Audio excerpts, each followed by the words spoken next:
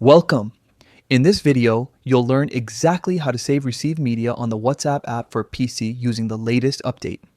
If you've ever struggled to download photos, videos, or documents from your chats, this quick guide will make things super simple. Let's dive right in. First, open your WhatsApp app on your computer. Make sure you're logged in and that your chats have synced properly.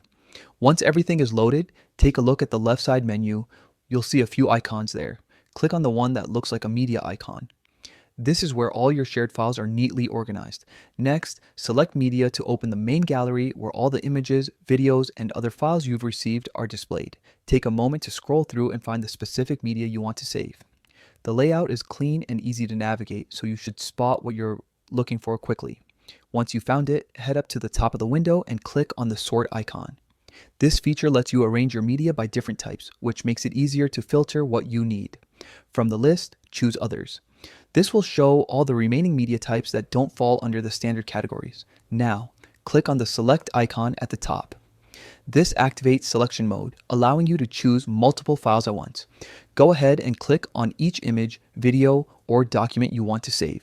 When you are ready, hit the Save As icon. A new window will appear asking you to choose a location. Pick the folder where you'd like to store your files, then click Save. And that's it, your selected media will be downloaded and safely stored on your computer. With this new WhatsApp update, organizing and saving your media is smoother than ever.